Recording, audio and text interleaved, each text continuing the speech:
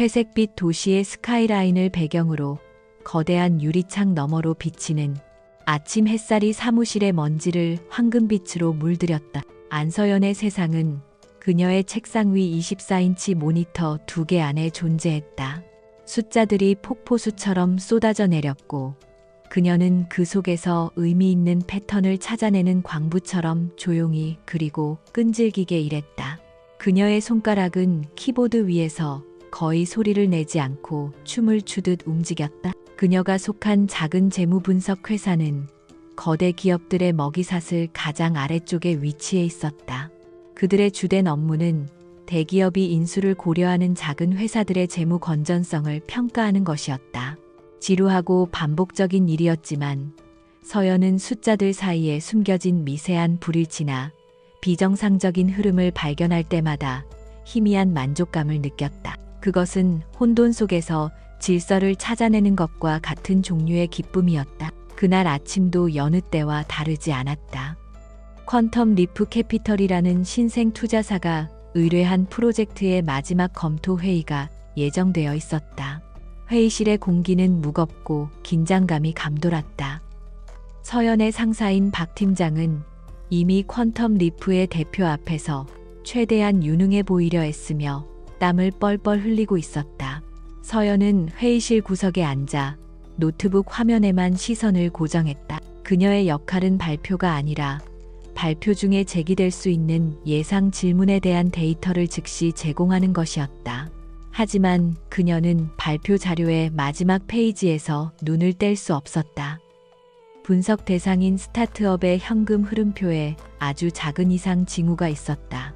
수치 자체는 문제 없었지만 특정 분기의 자금 조달 시점과 비용 처리 방식이 업계의 일반적인 관행과 미세하게 어긋나 있었다. 박 팀장이 화려한 언변으로 프로젝트의 성공적인 마무리를 선언하려던 순간 서연은 조용히 손을 들었다.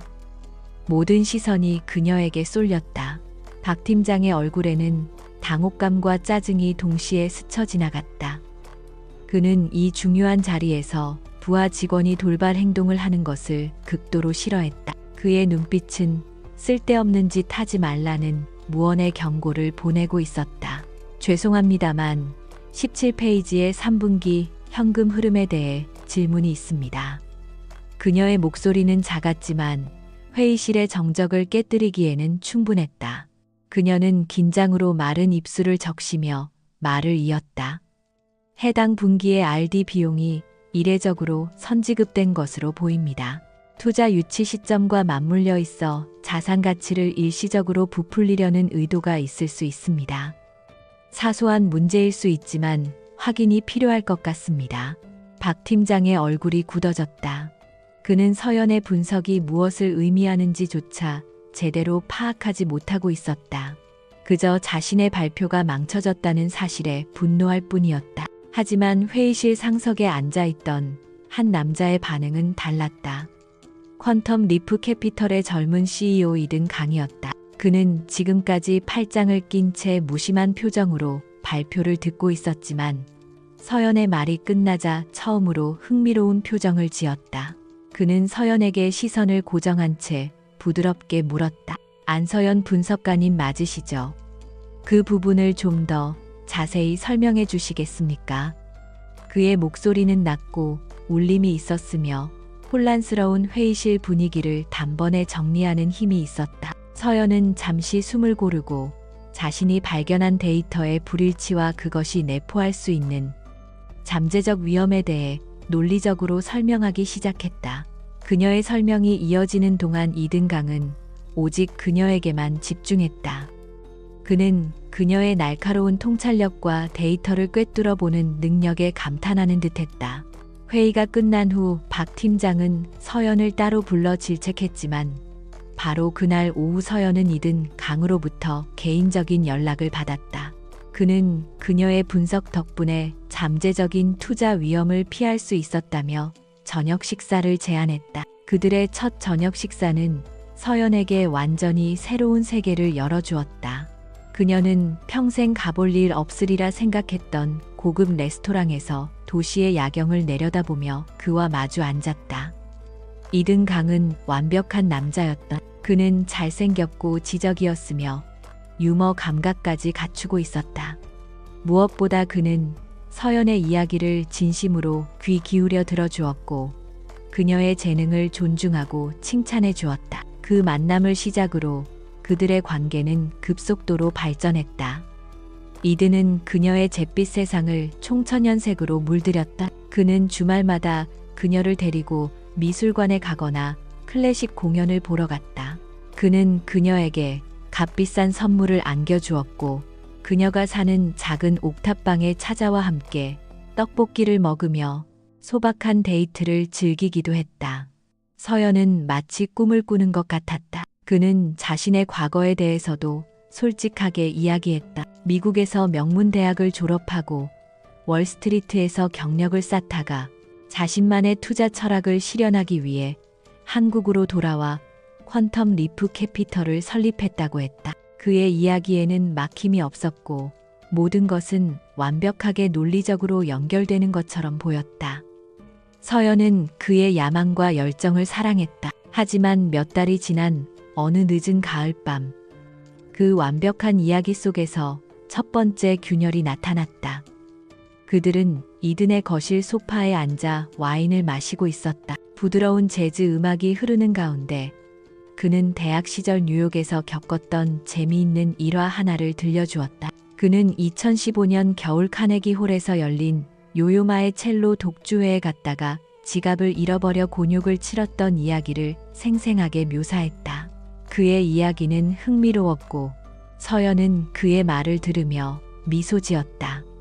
그 순간에는 아무런 이상함도 느끼지 못했다. 그저 사랑하는 남자의 과거 한 조각을 알게 되었다는 사실에 행복할 뿐이었다. 그날 밤 그녀는 그의 품에 안겨 잠이 들었고 세상의 모든 것이 완벽하다고 느꼈다. 그 작은 불협화음은 그녀의 의식 속에 아주 희미한 흔적만을 남긴 채 사라지는 듯했다. 문제는 며칠 뒤에 발생했다.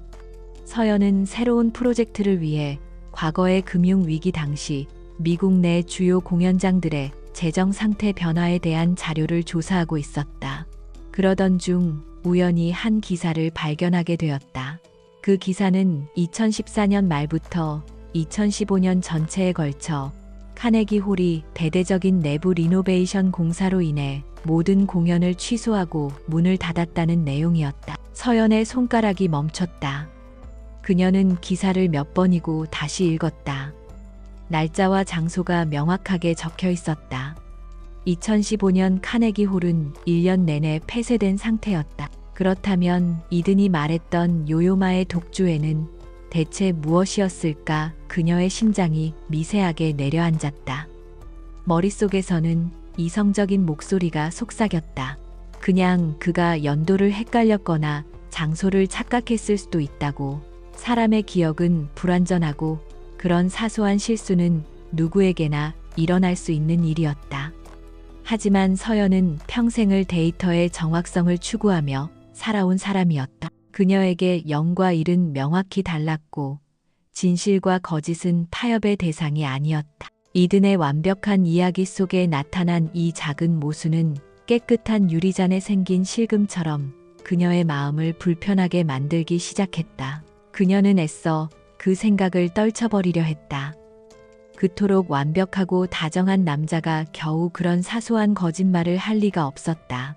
분명 단순한 착각일 것이라고 스스로를 타이르며 다시 업무에 집중하려 했지만 한번 피어오른 의심의 씨앗은 좀처럼 사라지지 않았다. 그날 이후 그녀는 이든의 말을 들을 때마다 자신도 모르게 그 이야기의 진위를 검증하려는 버릇이 생겼다. 사랑이라는 감정의 영역의 분석이라는 이성의 칼날이 예고 없이 들어온 순간이었다.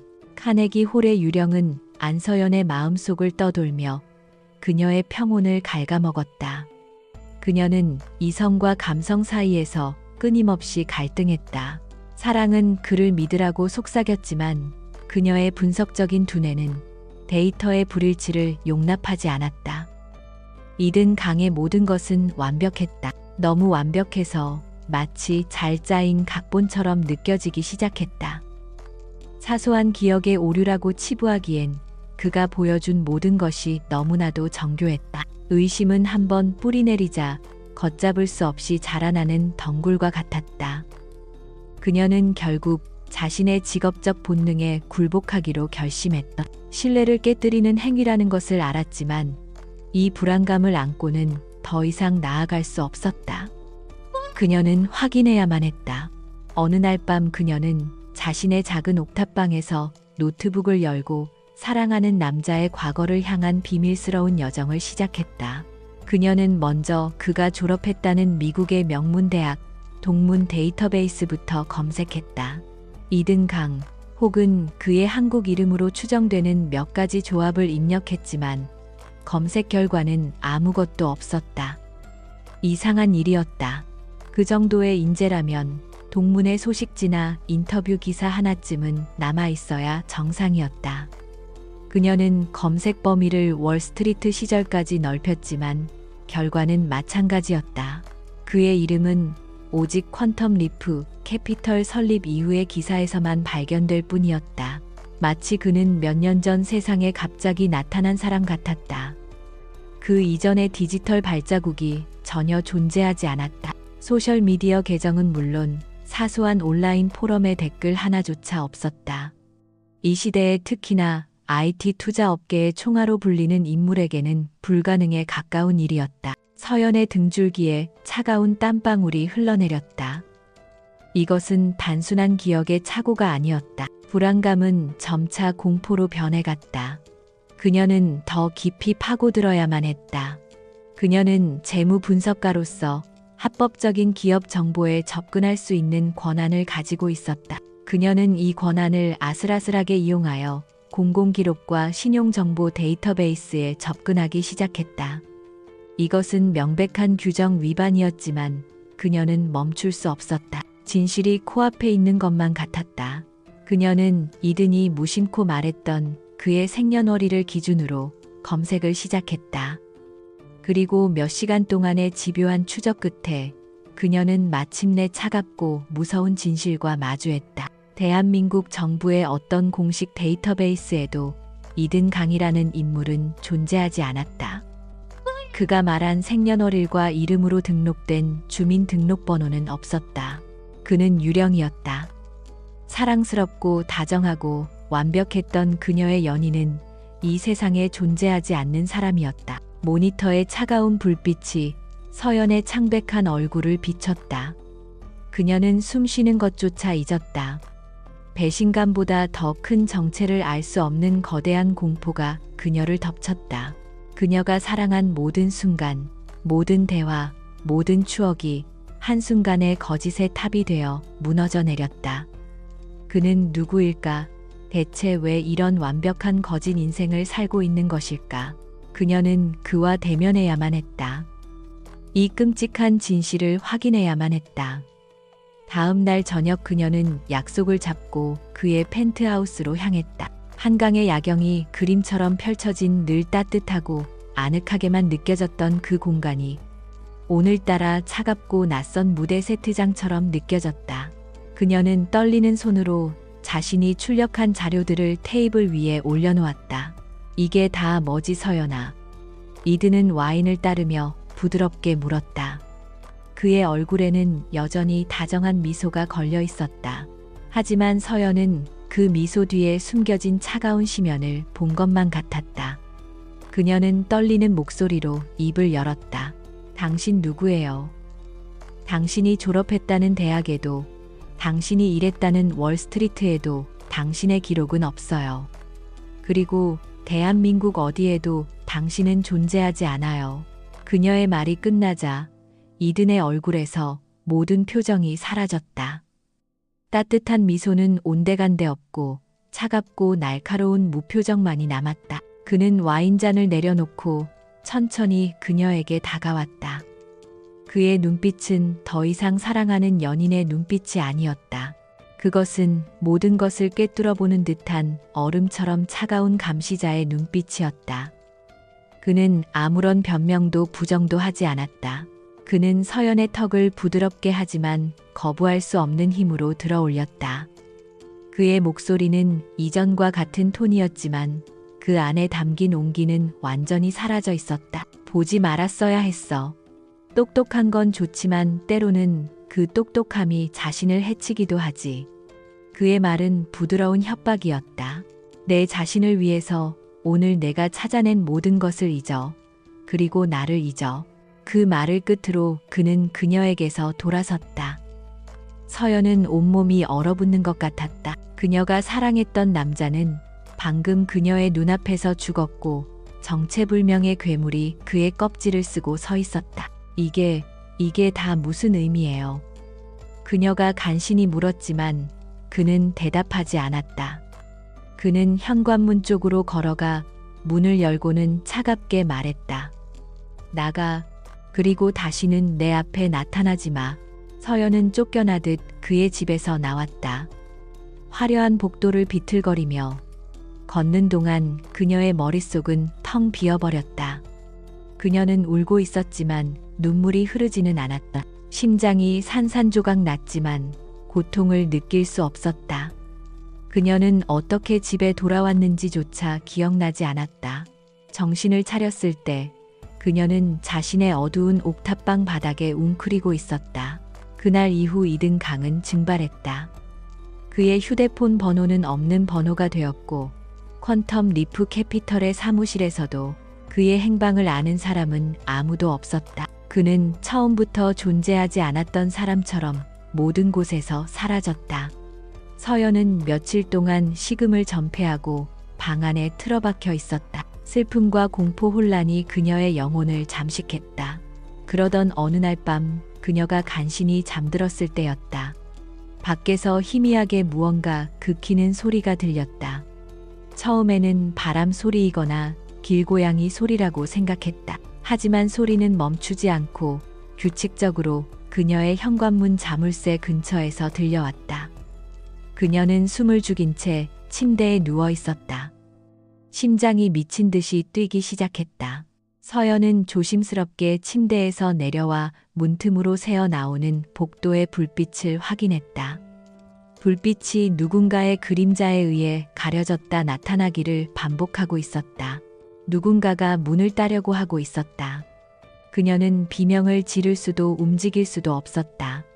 이든의 차가운 경고가 그녀의 뇌리를 스쳐 지나갔다. 내 자신을 위해서 잊어. 이것은 시작에 불과했다. 그녀는 이제 더 이상 평범한 재무 분석가가 아니었다. 그녀는 위험한 비밀을 알아버린 증인이었고 어둠 속에 누군가가 그 증인을 제거하려 하고 있었다. 자물쇠를 긁는 소리가 멈췄다. 문 밖의 그림자가 잠시 머뭇거리더니 이내 복도 저편으로 조용히 사라졌다. 안서연은 숨소리조차 내지 못한 채로 몇 분을 더 그 자리에 서 있었다. 침묵이 내려앉은 공간 속에서 그녀 자신의 심장 소리가 천둥처럼 울렸다. 그들은 그녀가 깨어있다는 것을 알아차린 것일까? 아니면 단순히 1차 시도가 실패한 것일까? 중요한 것은 그들이 다시 돌아올 것이라는 사실이었다. 날이 밝아오자 밤새 그녀를 짓눌렀던 공포는 차가운 분노로 변해갔다. 그녀는 이대로 무너질 수 없었다. 그녀는 평소처럼 출근 준비를 했다. 익숙한 일상과 사람들 속으로 들어가면 이 비현실적인 공포가 조금은 희석될지도 모른다고 생각했다. 하지만 그녀의 바람은 회사의 유리문을 통과하는 순간 산산조각 났다. 로비의 안내 데스크 직원이 그녀를 막아서며 싸늘한 목소리로 말했다. 안서연 씨, 박 팀장님께서 사무실에서 기다리고 계십니다. 평소와는 다른 딱딱하고 공식적인 말투였다. 불길한 예감이 그녀의 심장을 옥죄었다. 박 팀장의 사무실 문은 굳게 닫혀 있었고 그 안에는 인사팀장까지 함께 앉아 있었다. 박 팀장은 쳐다보지도 않고 서류 뭉치만 뒤적이며 말했다. 안서연 씨, 오늘부로 해고야. 회사 기밀 정보를 개인적인 용도로 유출한 정황이 포착됐어. 어처구니 없는 해고 사유였다. 그녀는 항변하려 했지만 그들의 표정은 이미 모든 것을 결정했다는 듯 단호했다. 이것은 정당한 해고 절차가 아니었다. 이것은 제거였다. 그녀를 사회적으로 고립시키고 그녀가 가진 유일한 무기인 직업적 권한을 빼앗으려는 치밀한 계획의 일부였다. 그녀는 아무 말도 하지 못하고 자신의 책상으로 돌아가 짐을 쌌다. 동료들은 그저 안타까운 눈빛으로 그녀를 쳐다볼 뿐 누구 하나 선뜻 다가와 말을 걸지 못했다. 회사 건물을 나서는 그녀의 발걸음은 천근만근 무거웠다. 모든 것을 잃었다. 사랑, 직장, 그리고 평범했던 일상까지. 그녀는 멍하니 횡단보도 앞에 서서 신호가 바뀌기만을 기다렸다. 그때였다. 거대한 배달 트럭 한 대가 굉음을 내며 코너를 돌더니 균형을 잃은 것처럼 인도를 향해 돌진했다. 비명소리와 함께 사람들이 혼비백산 흩어졌다. 트럭은 서연이 서 있던 바로 그 자리를 스치듯 지나가며 가로등을 들이받고 멈춰섰다. 몇 초만 늦었거나 빨랐다면 그녀는 형체도 없이 사라졌을 것이다. 운전기사가 허둥지둥 차에서 내리며 브레이크 고장이었다고 외쳤지만 서연은 알 수 있었다. 그의 눈빛이 인파 속에서 정확히 자신을 향해 있었다는 것을. 그것은 사고가 아니었다. 명백한 살인 시도였다. 온몸의 피가 차갑게 식는 것을 느끼며 서연은 그 자리를 벗어나 미친 듯이 달리기 시작했다. 더 이상 의심의 여지가 없었다. 그들은 그녀를 죽이려 하고 있었다. 이든의 경고는 단순한 협박이 아니었다. 경찰에 갈 수도 없었다. 증거도 없을 뿐더러 대낮에 서울 한복판에서 이런 대담한 범죄를 계획할 수 있는 자들이라면 경찰 조직에도 손을 뻗고 있을 것이 분명했다. 그녀에게 남은 선택지는 하나뿐이었다. 그들처럼 유령이 되는 것. 그녀는 일단 가장 가까운 지하철역으로 뛰어들어가 인파 속으로 몸을 숨겼다. 그리고 곧장 자신의 옥탑방으로 향했다. 마지막으로 들러야 할 곳이었다. 집으로 가는 내내 그녀는 수십 개의 눈이 자신을 감시하고 있다는 편집증적인 공포에 시달렸다. 모든 행인이 잠재적인 추격자처럼 보였다. 옥탑방에 도착한 그녀는 문을 걸어 잠그고 숨을 몰아쉬었다. 시간은 없었다. 그녀는 가장 먼저 자신의 스마트폰을 집어들어 바닥에 내리쳐 박살냈다. 위치 추적을 피하기 위한 첫 번째 조치였다. 그리고는 재빨리 작은 배낭에 꼭 필요한 것들만 챙기기 시작했다. 현금 약간과 갈아입을 옷 몇 벌. 그리고 가장 중요한 그녀의 노트북이었다. 그 노트북 안에는 지난 며칠간이든 강의 정체를 파헤치며 모았던 희미한 단서들과 그녀의 분석 능력이 담겨 있었다. 그것은 그녀의 유일한 무기이자 반격의 시작점이 될 것이었다. 그녀는 떠나기 전 방안을 둘러보았다. 이든과 함께 웃으며 찍었던 사진, 그가 선물했던 작은 화분, 그와의 모든 추억이 담긴 공간이었다. 그녀는 눈을 질끈 감고 모든 것을 뒤로 한 채 문을 나섰다. 그녀는 자신의 흔적을 지우기 위해 치밀하게 움직였다. 동네를 벗어날 때는 일부러 CCTV가 없는 좁은 골목길만 이용했다. 그리고 여러 번의 버스와 지하철을 갈아탄 뒤 서울역에서 멀리 떨어진 한적한 공공도서관에 도착했다. 그곳에 공용 컴퓨터를 이용해 현금으로만 결제 가능한 시외버스표를 예매했다.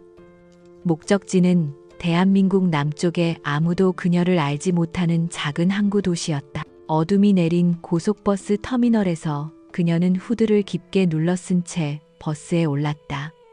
차창 밖으로 서울의 화려한 야경이 빠르게 스쳐 지나갔다. 불과 며칠 전까지만 해도 저 야경의 가장 높은 곳에서 사랑을 속삭였던 자신이 이제는 모든 것을 버리고 어둠 속으로 도망치는 신세가 되었다는 사실이 기가 막혔다. 그녀는 더 이상 눈물을 흘리지 않았다.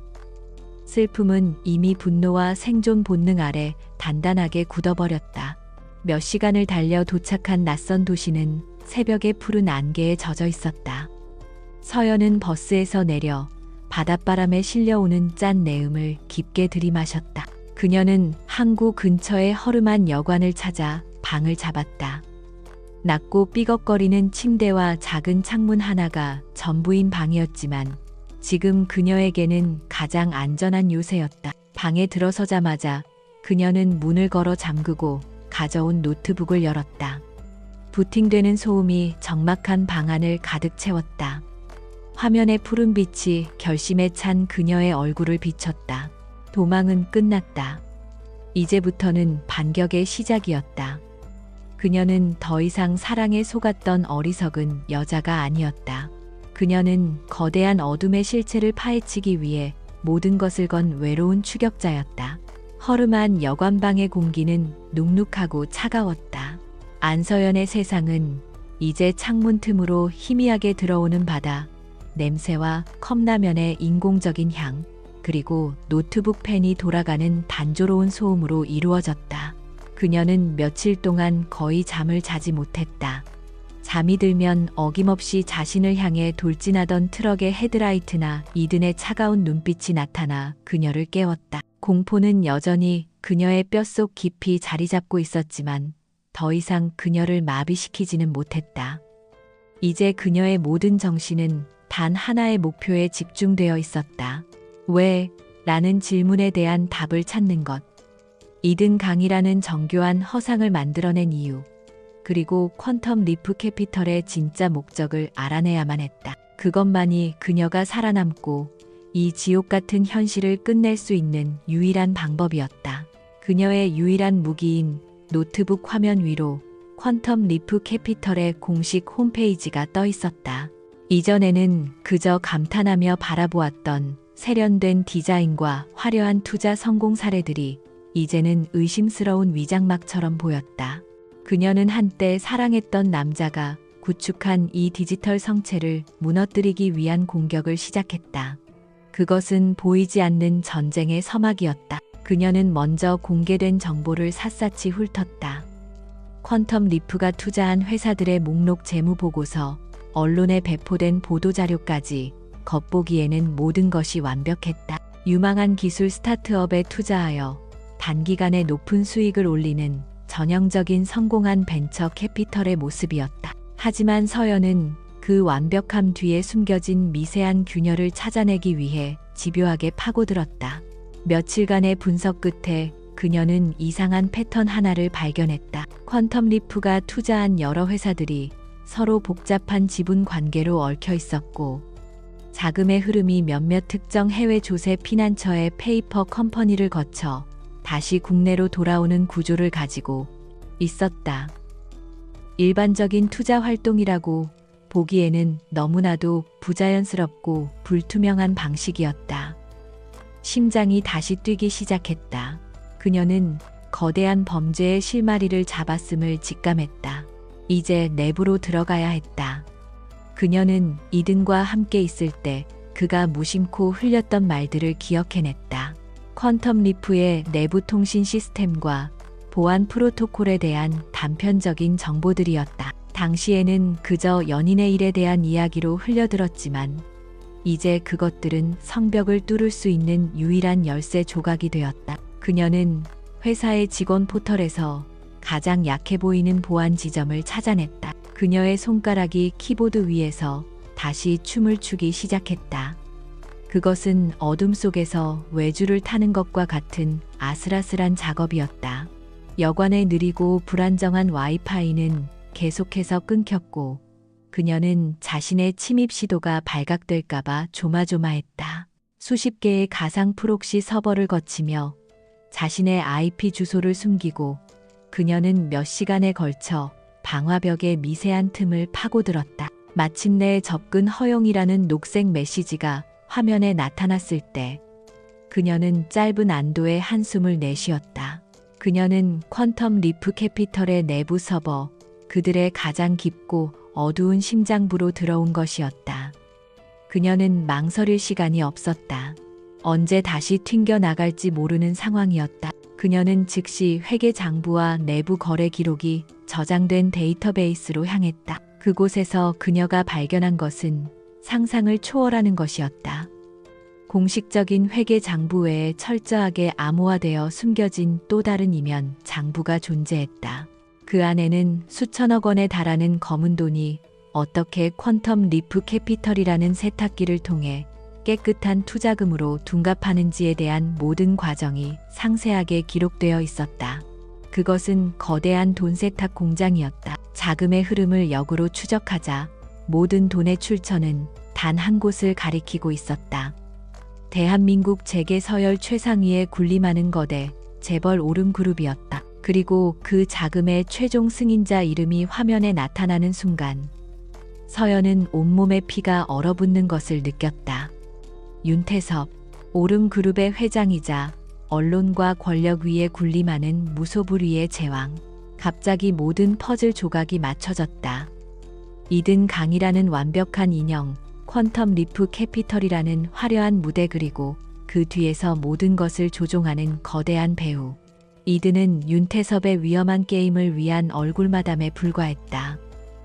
그리고 자신은 그 위험한 무대의 비밀을 우연히 엿본 제거되어야 할 관객이었다. 그녀는 계속해서 파일을 뒤졌다. 그 속에서 프로젝트 페르소나라는 이름의 기획안을 발견했다.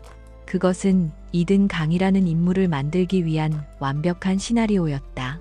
그의 학력, 경력, 말투, 취향, 심지어 서연과 같은 평범하지만 재능 있는 여성을 만나 신뢰를 얻는 과정까지 치밀하게 계획되어 있었다. 그녀의 사랑은 처음부터 끝까지 잘 짜인 연극의 일부였다. 그녀는 배신감에 몸을 떨었지만 눈물은 나오지 않았다. 대신 차가운 결의가 그녀의 마음을 채웠다. 이제 이것은 더 이상 개인적인 복수가 아니었다. 거대한 악의 제국을 무너뜨리기 위한 싸움이었다. 그녀는 윤태섭의 사진을 화면에 띄웠다. 자선 활동 행사에서 인자한 미소를 짓고 있는 그의 얼굴 뒤로 그녀가 발견한 추악한 자금 흐름도를 겹쳐 놓았다. 적의 얼굴과 실체를 확인한 순간이었다. 공포는 여전히 존재했지만 이제 그 공포에는 명확한 방향이 생겼다. 그녀는 더 이상 도망자가 아니었다. 그녀는 혼자였지만 진실이라는 가장 강력한 무기를 손에 쥐고 있었다. 그녀는 윤태섭이 자신을 쫓는 것을 멈추게 할 방법은 오직 하나뿐이라는 것을 깨달았다. 그가 가진 모든 것을 빼앗고 그의 제국을 뿌리째 흔들어 놓는 것. 윤태섭의 얼굴이 노트북 화면을 가득 채우고 있었다. 안서연은 그의 위선적인 미소를 노려보며 그 거대한 악의 제국을 어떻게 무너뜨려야 할지 고민했다. 정면 대결은 자살 행위였다. 그녀가 가진 증거를 들고 언론사나 검찰을 찾아간다 해도 문 앞에서 쫓겨나거나 혹은 그 즉시 윤태섭의 손에 잡혀 흔적도 없이 사라지게 될 것이었다. 그는 언론과 권력을 돈으로 살 수 있는 사람이었다. 그렇다면 그가 통제할 수 없는 방식으로 진실을 알려야 했다. 그의 방패가 되어주는 바로 그 시스템을 역이용해야 했다. 그녀의 머릿속에서 수많은 시나리오가 그려지고 지워지기를 반복했다. 그러다 한 가지 아이디어가 번개처럼 스쳐 지나갔다. 윤태섭이 가장 주목받고 가장 방심하며 자신의 성공에 도취해 있을 바로 그 순간에 터뜨리는 것이다. 그녀는 다시 오름그룹의 동향을 파고들기 시작했다. 인터넷 뉴스, 증권가, 정보지, 심지어 익명의 직장인 커뮤니티까지 뒤지며 정보를 모았다. 그리고 마침내 결정적인 사실을 찾아냈다. 오름그룹은 2주 뒤 IT 업계의 유망한 경쟁사를 인수하는 초대형 합병 계약을 발표할 예정이었다. 이 합병은 윤태섭의 오랜 수건 사업이었으며 성공적으로 마무리되면 오름그룹의 주가는 천정부지로 치솟고 그의 경영 능력은 다시 한번 신격화될 것이었다. 그날은 모든 언론의 스포트라이트가 오름그룹 본사 빌딩의 기자회견장으로 쏟아질 터였다. 생중계 카메라가 쉴 새 없이 돌아가고 수많은 기자와 투자자들이 그의 입을 주목할 것이다. 바로 그곳이었다. 윤태섭이 직접 마련한 가장 화려한 무대에서 그의 추악한 진실을 만천하에 공개하는 것, 그것보다 더 완벽한 복수는 없었다. 계획의 윤곽이 잡히자 서연은 그것을 실행에 옮기기 위한 구체적인 방법을 구상했다. 그녀는 기자회견장의 방송 시스템을 해킹하여 자신이 가진 자료들을 대형 스크린에 송출할 계획을 세웠다. 하지만 기술적인 문제보다 더 큰 난관이 있었다. 이 거대한 계획을 혼자서 실행할 수는 없었다. 그녀에게는 믿을 수 있는 조력자법의 이름으로 윤태섭을 심판대에 세울 수 있는 사람이 필요했다. 그녀는 과거 오름 그룹과 관련된 사건들을 검색하기 시작했다. 윤태섭의 권력에 도전했다가 좌천되거나 불명예스럽게 옷을 벗은 검사나 경찰 기자들의 명단을 작성했다. 대부분은 이미 현실에 타협하거나 무력감에 빠져 있었다. 하지만 그중 한 사람의 이름이 그녀의 눈길을 사로잡았다. 강지훈 검사. 강지훈은 몇 년 전 오름그룹의 비자금 조성 혐의를 끈질기게 수사하다가 상부의 압력으로 수사팀에서 배제되고 한직으로 밀려난 인물이었다. 그는 타협하지 않는 성격과 뛰어난 수사 능력으로 유명했지만 거대한 권력의 벽 앞에서 결국 무릎을 꿇어야 했다. 어쩌면 그에게는 아직 복수의 불씨가 남아있을지도 몰랐다. 무엇보다 그는 윤태섭의 방식을 잘 알고 있을 것이었다. 문제는 어떻게 그에게 접근하느냐였다. 그녀는 여전히 쫓기는 몸이었다.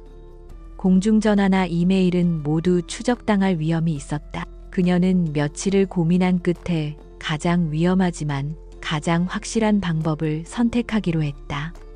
직접 그를 찾아가는 것이다. 대신 자신의 신원을 철저히 숨기고 오직 그만이 알아볼 수 있는 암시를 던져야 했다.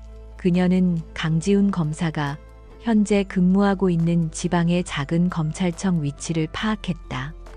그리고 그가 과거에 수사했던 오름그룹 비자금 사건의 미결 서류 번호를 찾아냈다. 그것은 오직 그와 당시 수사팀만이 알 수 있는 정보였다. 그녀는 익명의 편지를 준비했다. 편지에는 단 한 문장만 적혀 있었다. 오름그룹 사건 새로운 증인이 기다립니다.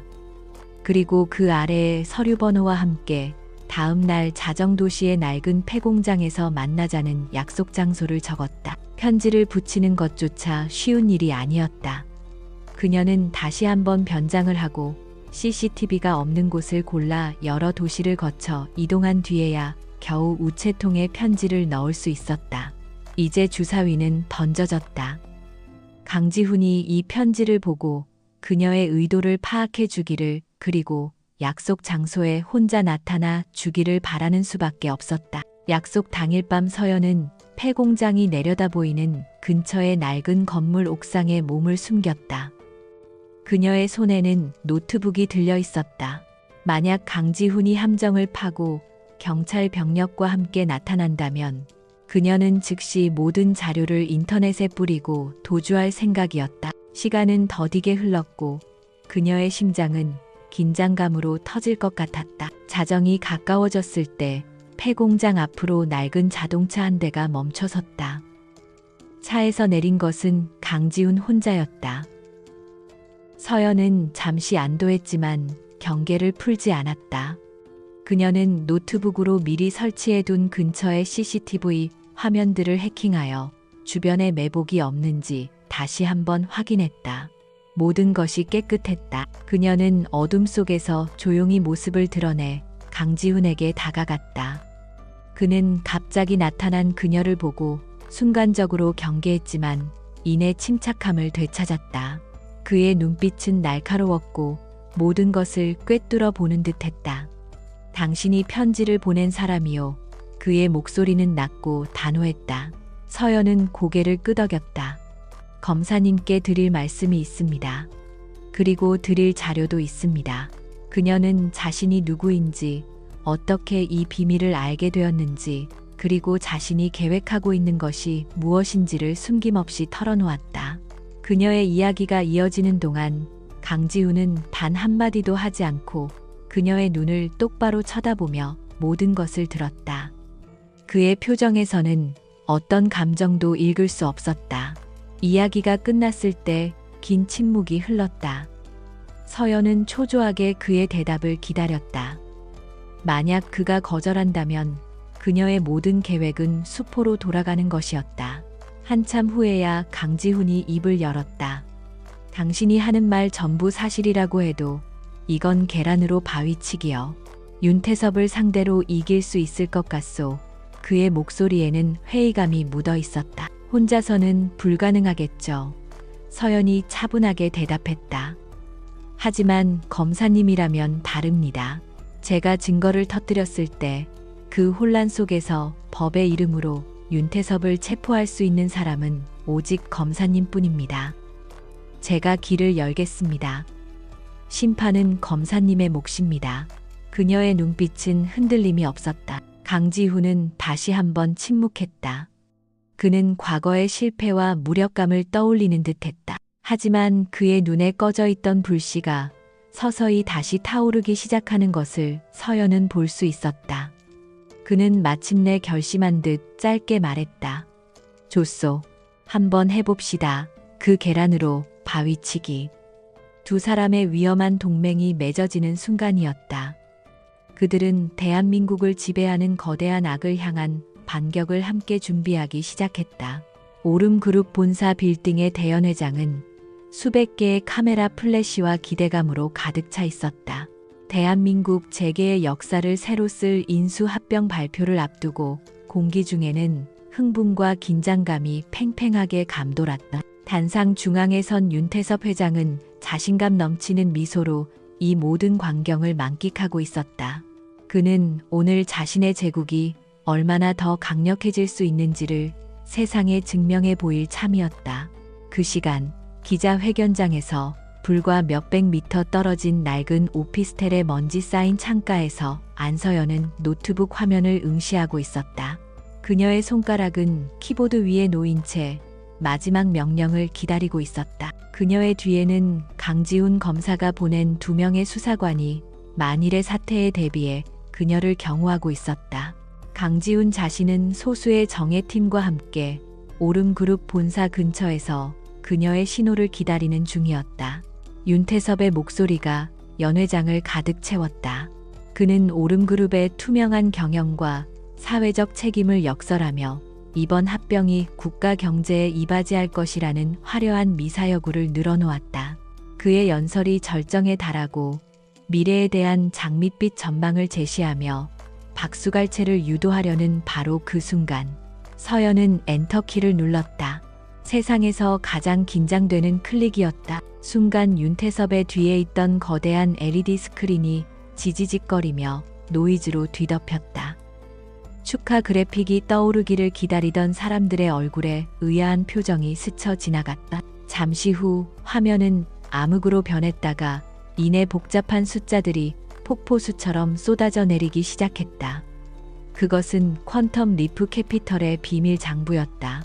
조세 피난처의 계좌번호, 유령 회사들의 이름, 그리고 돈 세탁의 흐름을 보여주는 화살표들이 화면을 가득 메웠다. 연 회장은 순식간에 아수라장이 되었다.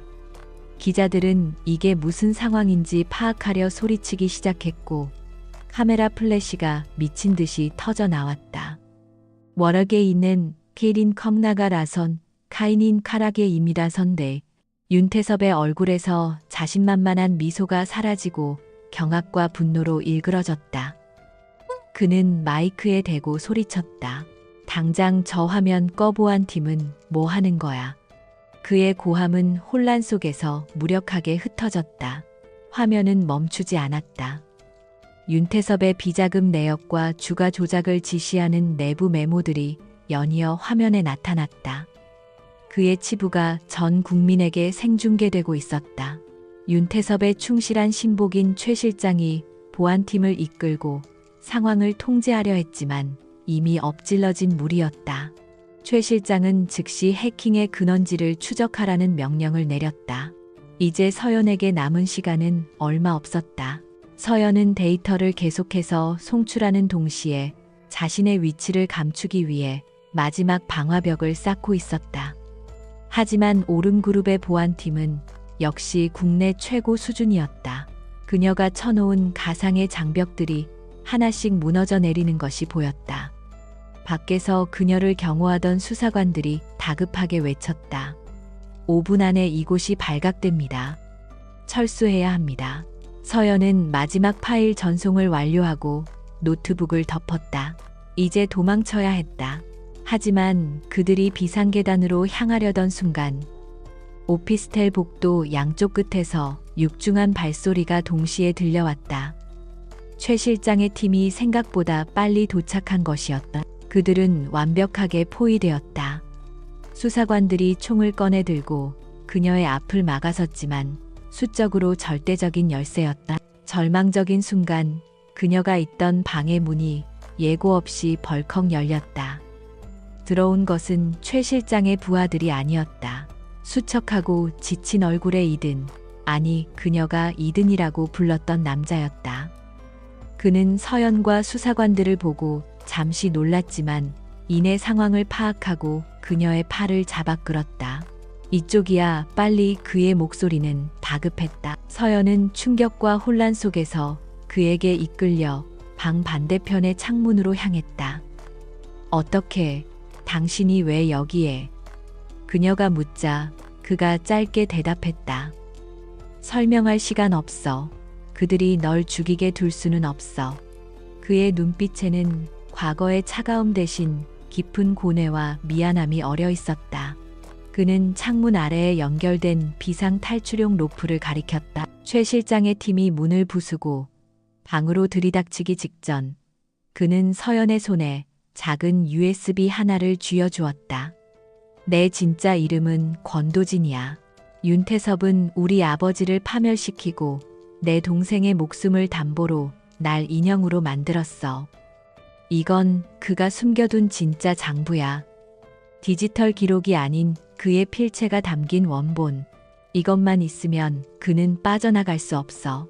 그의 고백은 짧았지만 그 안에 담긴 고통의 무게는 고스란히 전해졌다.